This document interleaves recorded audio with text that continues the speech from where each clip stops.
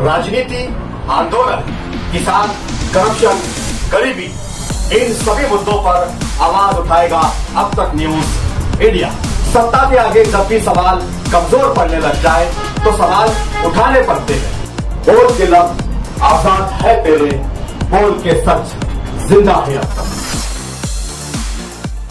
RTI activist एवं सामाजिक कार्यकर्ता प्रदीप पोपटराव मोरे ने बड़ी घोषणा करते हुए सार्वजनिक बांधकाम विभाग मालेगांव के खिलाफ कड़ी कार्रवाई की मांग की है। सार्वजनिक बांधकाम विभाग मालेगांव में 2017 से 20 तक बचत राशि में 30 करोड़ रुपए के भ्रष्टाचार, कार्यकारी अभियंताओं द्वारा ठेकेदारों को धन का मनमाना वितरण और आरटीआई एक्ट के तहत जानकारी देने से इनकार करने और कुसुम्बा रोड खुले नगर में सड़क के खराब कामकाज की अभी तक जांच पूरी नहीं हुई है, लेकिन विभाग दूसरी बार उसी सड़क पर राशि खर्च कर रहा है। इन सभी आरोपों पर एसीबी यानी एंटी करप्शन ब्यूरो से जांच की मांग को लेकर मोरे कई दिनों से भूख हड़ताल पर थे, लेकिन इसी बीच अगले दिन उनकी तबीयत बिगड़ गई। इस दौरान पुलिस ने हस्तक्षेप कर उनकी बात सुनी और स्वास्थ्य विभाग के मुताबिक इलाज कराने का अनुरोध किया।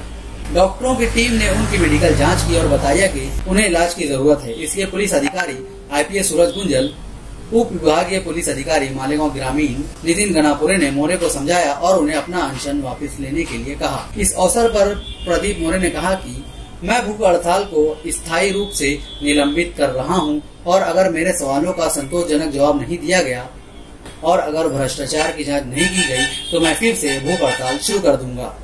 इस संबंध में सार्वजनिक बांधकाम विभाग के अली इनामदार ने क्या कहा है, देखिए ये वीडियो। याबद्दल मी जास्त काही सांगू शकत नाही, कारण की हा विषय फार जुना विषय आहे।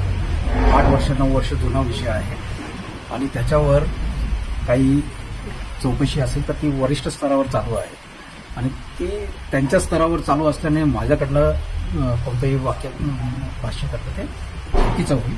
ज्यावेळेस कार्यवाही त्याच्यावर पूर्ण होईल तर ती जनतेसमोर येईल। ते पुढचा प्रश्न, कार्यकारी अभियंता सार्वजनिक बांधकाम विभाग मालेगाव हे ठेकेदारांना मनमानी पद्धतीने निधी वितरित केला आहे। कार्यकाळ 2019 ते 2024। हे म्हणणं थोडंसं अतिशयोक्ती आहे, कारण की कोविड पासून पैसेच येत नाहीये, निधी शासनाकडे जास्त उपलब्ध नाहीये, फार कमी प्रमाणात निधी उपलब्ध होतो, सगळ्यांना न्याय द्यावा लागतो आणि कार्यकारी अभियंता ही पद अशी आहे की 1-2 लोकांना पैसे देणं आणि 4 लोकांना पैसे देणं हे काही त्यांना पॉसिबल होणार नाही, कारण की सगळ्यांना न्याय द्यावं लागतं। त्यामुळे हे म्हणणं थोडंसं अतिशयोक्ती वाटते आणि त्यांच्याकडे तसं काही पुरावा असेल तर त्यांनी सादर करावा। माहिती अधिकार कायद्याअंतर्गत जनमाहिती अधिकारी देतच नाही सार्वजनिक बांधकाम विभागाचे, हे बोलून थोडंसं अतिशयोक्ती आहे, कारण की वारंवार जे तक्रारदार आहेत फक्त एकच नाही आहे, मालेगावमध्ये भरपूर लोक तक्रारदार असतात आणि भरपूर लोक माहिती मागत असतात। प्रत्येकाला आम्ही न्याय द्यायचा प्रयत्न करतो आणि प्रत्येकाला त्यांची अपेक्षित जे काही त्यांना माहिती पाहिजे असते ती आम्ही द्यायचा प्रयत्न करत असतो। जे आमच्याकडे उपलब्ध आहे ती माहिती आम्ही देऊ शकतो, जी उपलब्ध नाही आहे तर तसंही आम्ही त्यांना कम्युनिकेट करतो। कुसुंबा रोड खुले नगर ते दसानेपर्यंतच्या रस्त्याचे निकृष्ट झालेल्या कामाची चौकशी बाकी असताना तेथे रस्ता बनवण्यासाठी दुसरा निधी खर्च करत आहे। दुसरा निधी कोणता आहे मला नाही सांगता येणार, तिथे नॅशनल हायवेचा रस्ता पहिल्यापासून होता एवढं मी सांगू शकतो। तर या वरील जे 4 मुद्दे आम्ही तुम्हाला सांगितले त्या मुद्द्यांच्या अनुषंगाने अँटी करप्शन ब्युरो मार्फत चौकशी करावी असं त्यांची मागणी होती। मुख्य मागणी त्यांची तीच आहे। तो विषय आमचा नाही आहे, अँटी करप्शन ब्युरोकडे आम्ही थोडी स्वतः मागणी करणार। इनामदार साहेब, प्रदीप मोरेंनी मागणी केलेली तर ती आमच्याकडे करून काय उपयोग नाही ना? नाही, ज्यांनी जे आरोप आपल्या विभागात केलेले आहे, माहिती मिळत नाही, कामाची ज्या स्वरूप आहे त्या स्वरूप त्यांनी प्रश्न उचललेले आहेत आणि काही आरोप असा आपल्या विभागामध्ये लावत आहे की कामाच्या अगोदर बिल निघून जातील, कामा निष्कृष्ट दर्जाचं होते पण त्याची चौकशी होत नाही, ठेकेदारावर काय कायदेशीर कारवाई होत नाही, असं आपल्या विभागामध्ये पण चालू आहे।